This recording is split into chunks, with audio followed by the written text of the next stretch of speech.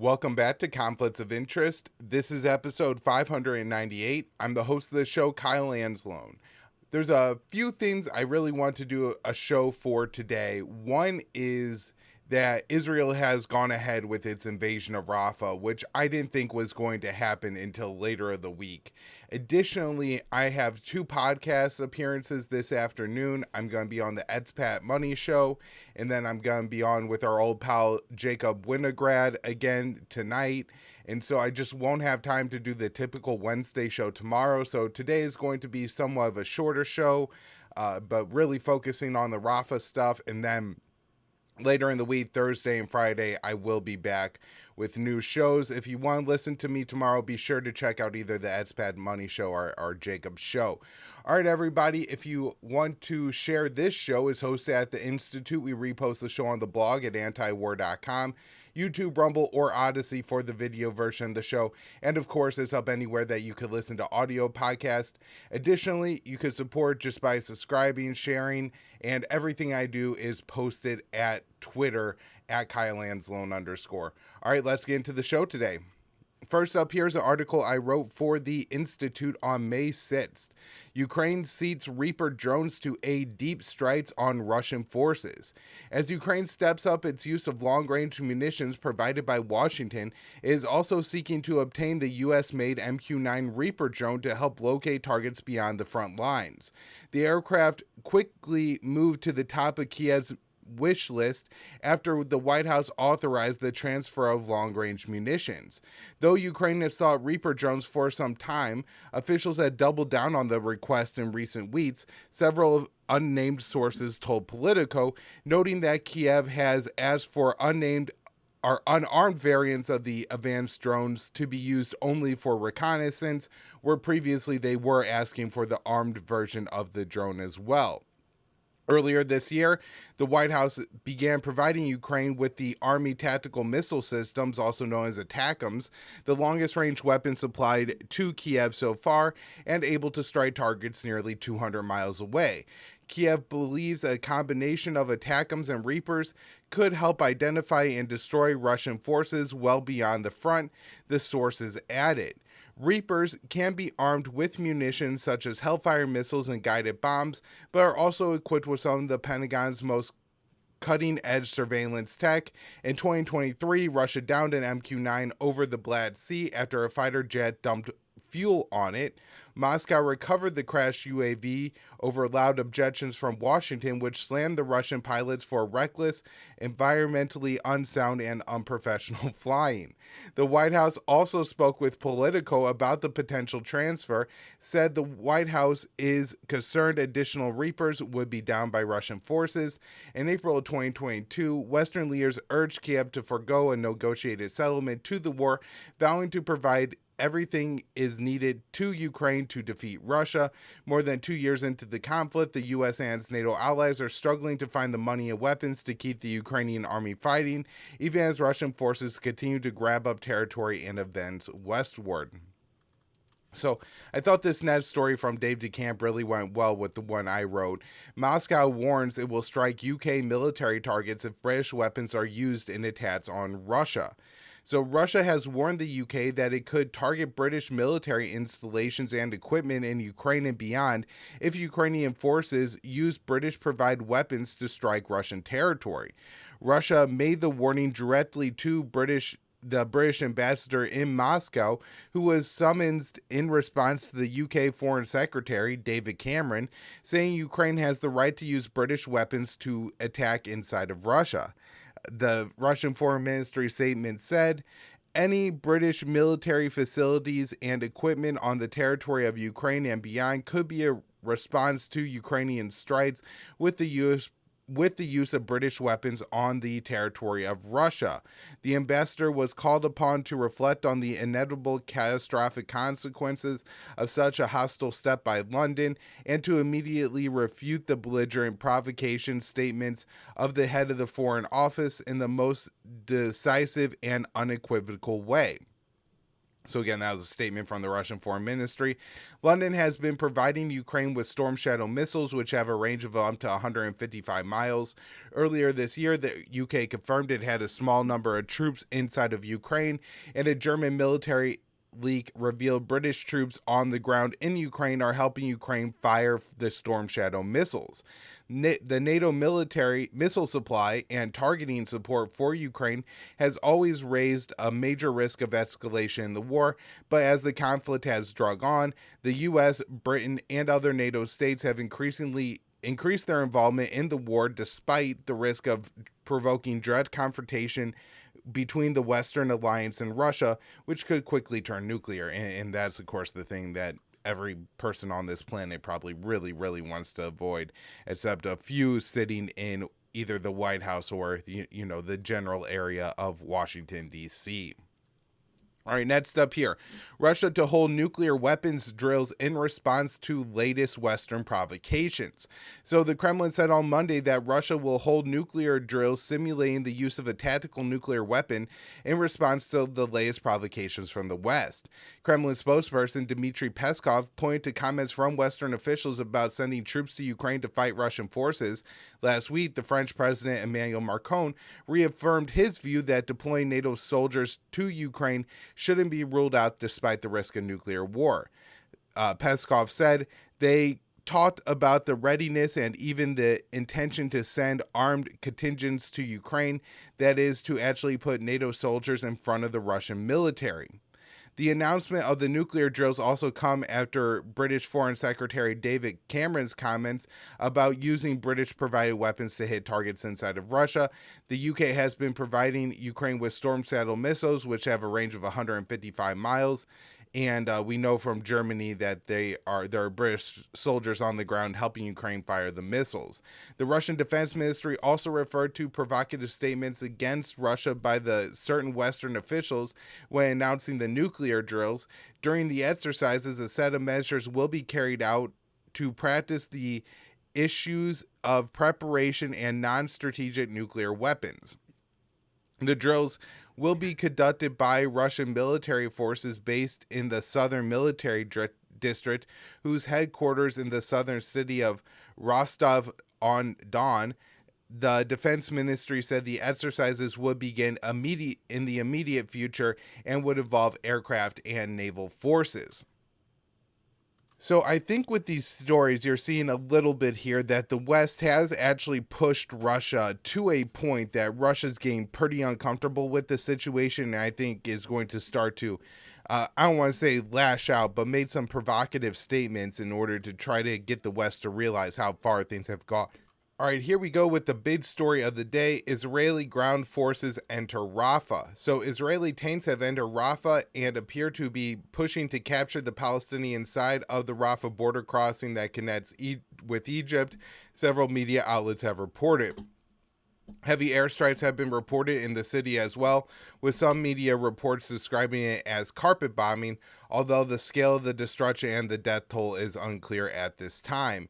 An Egyptian official told the Associated Press that the Israeli operation could be limited and that Israeli forces could soon withdraw, but Egypt is also preparing for the possibility of a major flood of Palestinian refugees entering its territory.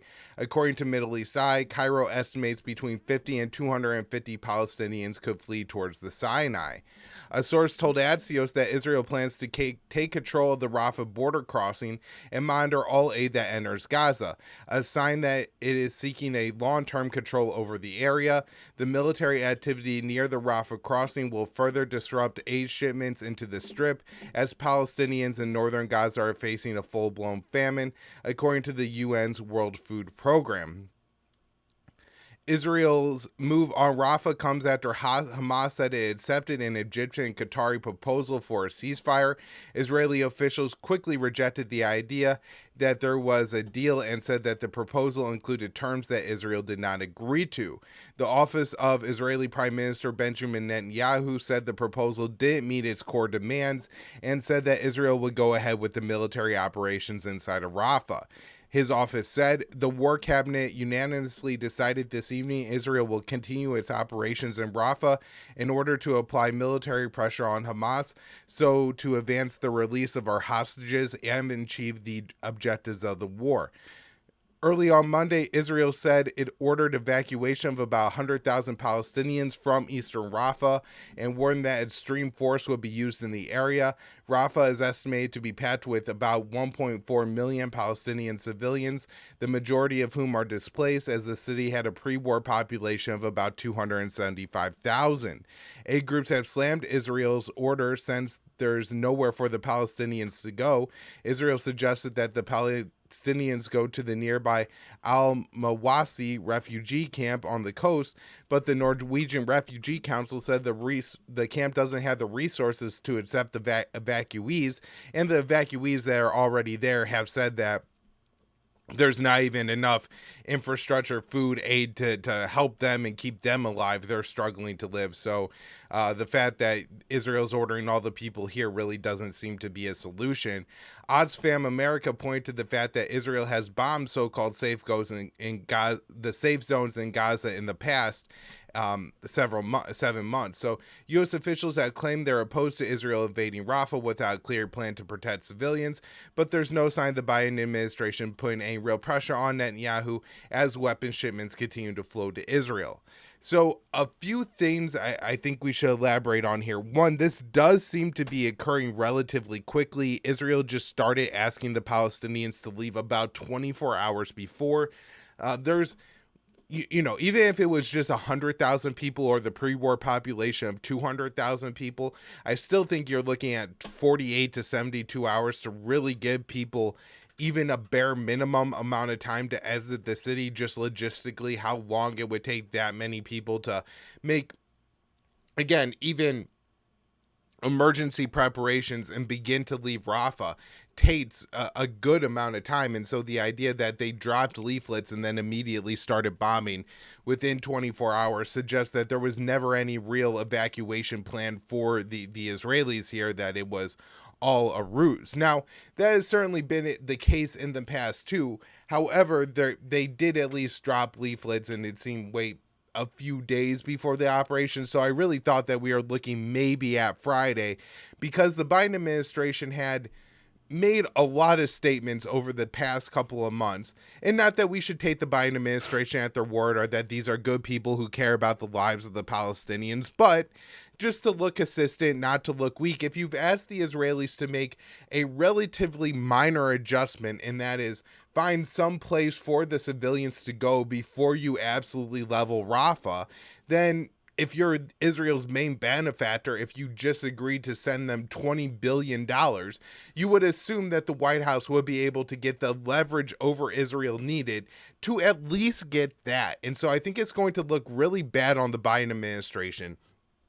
We're going to see his spokesperson. I mean, at least Matthew Miller will look at the journalists while they're lying to him, but his main White House press secretary, they're going to be asked these questions. The Biden administration said they wanted to see an evacuation plan for Rafah before the attack was underway. Here the attack is underway and we still don't have an evacuation plan. What the hell is going on? I just see the Biden administration kind of continuing, they did what we asked them to. They gave the people time to leave. It's been several months since they've attacked. They'll invent excuses for the Israelis as to why this isn't a massive, massive catastrophe and a massive, massive problem. Now, I do think this is going to get extremely ugly. Dave does mention in his article here that things could be a little bit limited, that Israel is looking to first capture some territory, including the border crossing. Maybe then they will ease up their operations for a couple of weeks and again drop leaflets and stuff over Rafah asking people to leave. And this is the way they're going to try to get the Americans to not really complain at all, that they're doing something here that is well known will cause a famine and the mass deaths of a lot of innocent Palestinians. I mean, aid groups have been worrying about this for months. The excess death estimates are at least 20,000 people between now and August because of this attack. I mean, that's That's a huge number of people. Now, the other thing to point out here, too, is let's just say this is a limited operation. Israel goes in, they secure the Rafah border crossing, and that's it.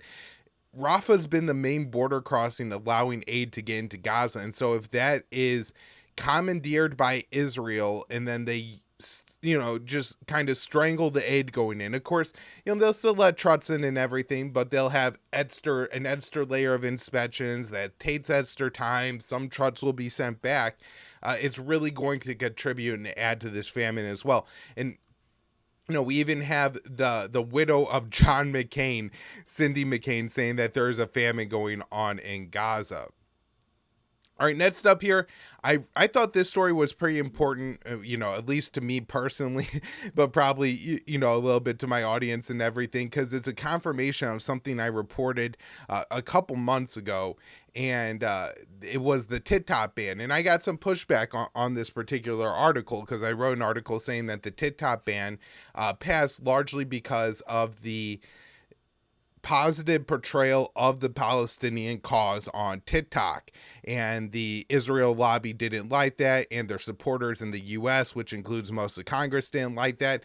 And so once that happened, they thought they needed to do something. They needed to deal with their TikTok problem, and so they went and got this ban passed. So Mitt Romney says Congress supports banning TikTok for Israel. This day to Camp May sits antiwar.com.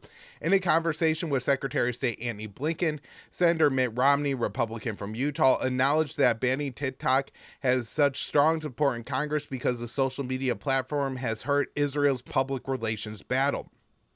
So, Romney said at the McCain Institute on Friday, "Some wonder why there was such an overwhelming support for us to shut down potentially TikTok or other entities of that nature.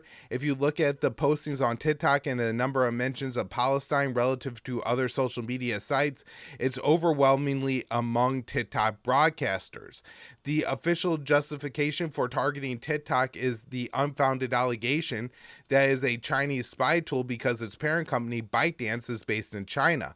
But Romney's comments suggest the real purpose of the renewed push to push the ban the app after a similar effort failed years ago was to censor news coming out of Gaza and pro-Palestinian content. Blinken blamed social media in general when asked by Romney why Israel is losing the global PR war. Palestinian journalists have been able to broadcast to the whole world atrocities committed by Israel in Gaza using social media, including graphic videos of dead and wounded children being dug out of the rubble by Israeli airstrikes. And at times, these videos are posted by the Israeli soldiers themselves. And, this is something here that you have the, the American foreign policy establishment that is made up of, on both sides of the aisle, by the likes of Antony Blinken, the Democrats, and Mitt Romney, the Republicans. Secretary of State, Republican senator is kind of what you got going on here on this stage. And so these two represent the foreign policy consensus. These are supposed to be the, quote, adults in the room, the reasonable people that we could deal with when you have lunatics who are genocidal Hitler monsters like Donald Trump. And yet at least Donald Trump understands that the reason Israel is losing the PR battle, and he has said this, and now we'll get into Trump's comments a little bit more, because I'm not saying that, Trump is better for the Palestinians. I'm just saying that Trump understands that the problem is not with TikTok in particular, it's with the videos and the images that are coming out and becoming so popular and circulating on social media, right? And this seems to be the difference between Blinken and Romney and Donald Trump, is at least Donald Trump has some understanding of why people are sick of this. It's not because we've been propagandized by a Chinese app. I don't even use TikTok. I don't have TikTok, and I think what Israel is doing in Gaza is a genocide. Why? Because I could see videos. I could see the destruction. And to be quite frank, I could read the Washington Post that did a story on the destruction of farmland in Gaza this past week and found that it's been all annihilated. Why would you destroy all the farms in Gaza if your point isn't to eradicate the native population from the area? That's obvious. obviously what's going on here. And, you have these distinguished, well-respected men like Blinken and Romney getting on the stage and saying that, oh, what Israel is doing, they're losing the PR battle because of TikTok. No, it's not because of TikTok. It's because they're genocidal monsters. Again, Trump's point, by the way, wasn't, this is what, Israel's committing a genocide. I've seen the videos. Now we need to pull the plug on it. Well, two things to add here. One, there was this report of I think a surgeon or somebody who had been in Gaza and had some photos on their phone that were like original content from Gaza, right? These weren't things that had been posted. This was just a photo either they had taken or like a relative had sent them of something horrible that happened. They tried to show it to President Biden, and he said, I've seen that photo. And initially people were like, oh my God, the president's spying on all these people. I don't think that's what happened. I don't think Biden actually looks at any of the photos from Gaza. He just says he does because it sounds more empathetic. I think Trump has probably actually seen those photos, and one, horrible that he would still support what Israel is doing there, but at least understands that is the reason why people are upset about what Israel is doing. Now, again, his solution isn't for Israel to stop, right? Let's stop creating the situations that we're recording and that people are seeing and are horrified. He's saying, let's make sure that Israel, at least, their own soldiers aren't the ones recording and publishing these videos of them committing horrible crimes, because it's really hurting them in the PR war. So back to Dave's article here. Blinken blamed social media when asked by Romney why Israel was losing the global PR war. Palestinian journalists have been able to broadcast to the whole world the atrocities committed by Israel in Gaza using social media, including graphic videos. Blinken said, now, of course, we're on an intravenous feed of information with new inputs every millisecond. And of course, the way this has played out on social media has dominated the narrative. You have a social media ecosystem environment in which context, history, facts get lost in the emotion, and the impact of images dominate. You can't discount that, but I think it also has a very challenging impact on the narrative. And think about this, right? He's saying that people looking at videos of dying children day after day, murdered by American bombs, at least 34,000 of them, Palestinians murdered by Israel at this point. And he's saying that the people who look at that and think we have to stop this are just emotional. And they lack the historical context and, the well thought and reason and facts that they need to really understand what's happening here, which to him is October 7th. And for him, that's mass rape and beheaded babies, things that never happened. And that's what they're still using to justify this. And not only that, but they're, disparaging those of us who look at the actual facts and what's going on as being, oh, they're just emotional. So Dave finishes his article here. A bill to ban TikTok was included in the $95 billion foreign military spending package President Biden signed into law last month. The legislation gives ByteDance 9 months to sell TikTok, or else it will get banned. ByteDance has vowed to fight the battle in court and said it would rather shut down TikTok than sell, and Rand Paul does believe they could prevail in court. Next up here, Republican senators threaten ICC, target Israel, and we will target you. A group of 12 senators sent a letter to the chief prosecutor of the International Criminal Court, ICC, that threatens severe sanctions and hints at other actions if the court arrests warrants for Israeli Prime Minister Netanyahu and other top officials. The letter, dated April 24th, was obtained by Zetio and says that the actions against Israeli officials would result in severe sanctions. The senators reference the American Service Members Protection Act, a law that authorizes the president to use any means to free any U.S. personnel or allied personnel detained by the ICC. The law is nicknamed the Hague Invasion Act. The letter reads, if you issue an arrest warrant against the Israelis, we will interpret this not only as a threat to Israel's sovereignty, but as a threat to the sovereignty of the United States.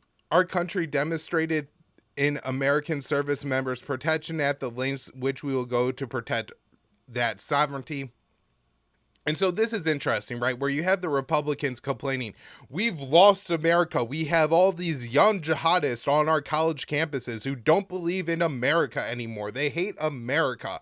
And yet the protesters, the pro-Palestinian protesters, are not saying that like America is bad. They're saying Israel is bad. They're saying America is bad for helping Israel, right? And so the people who conflate America and the American values with the foreign country are not the pro-Palestinian protesters, but rather the Israeli protesters and the pro-Israeli supporters who are demanding that we sacrifice all of our sovereignty, all of our money. We do everything. We have to do everything we can at all times to protect and help Israel. Absolutely absurd. So the senator said that the ICC doesn't have jurisdiction to issue the warrants because neither the U.S. nor Israel are members of the court. By the state of Palestine, which includes Gaza and the West Bank, was accepted as a member of the ICC in 2015, and any warrant would be related to Israel's actions in Gaza. The letter concludes the United States will not tolerate politicized attacks by the ICC on our allies, target Israel, and we will target you. If you move forward with the measures indicated in this report, we will move to end all American support for the ICC, sanction your employees and your associates, and bar you and your family from the United States. You have been warned. On May 3rd, the ICC issued a statement condemning threats against the court and said attempts to impede, intimidate, or improperly influence ICC officials must cease immediately. Netanyahu has been calling for other countries to work against the warrant and said that if one is issued in his genocidal war in Gaza, it would be an unprecedented anti-Semitic hate crime. And one more thing I want to mention here is that if this particular, what I meant to say was we have seen in the past the U.S. be able to influence this court. During the Trump administration, it was sanctioned, and then the Biden administration was only willing to lift those sanctions in exchange for the ICC agreeing to deprioritize cases involving U.S. and Israeli soldiers. So it's very possible that the U.S. does go the route of sanctions and intimidation against the ICC. I am a little bit skeptical still that the ICC is seriously considering and that there would be anything soon coming from the ICC against Netanyahu. All right, last story up here today. U.S.-made bombs used in March Israeli attack on Lebanese paramedics. Jason Ditt's antiwar.com, May 6th. On March 27th, Israel attacked a building in southern Lebanon which housed the Islamic Emergency and Relief Corps. The attacks killed 7 volunteers paramedics and was deeply criticized by internationally as a war crime. A new report from The Guardian revealed that the bomb used in the attack was a U.S.-made Joint Direction Attack Munition, which is a JDAM, produced by Boeing. JDAMs figure prominently among items Israel has requested from the U.S. Through U.S. law is meant to prevent arms transfers from going to nations that are committing war crimes. The U.S. has routinely provided JDAMs to Israel and large countries. This includes growing international calls. This is leading to growing international calls from major human rights organizations to stop sending arms to Israel. And we've already seen the State Department conclude that Israeli military units are committing gross human rights violations, but they said we're not going to cut off arms or even sanction a limited number of the battalions that are committing these war crimes and gross human rights violations.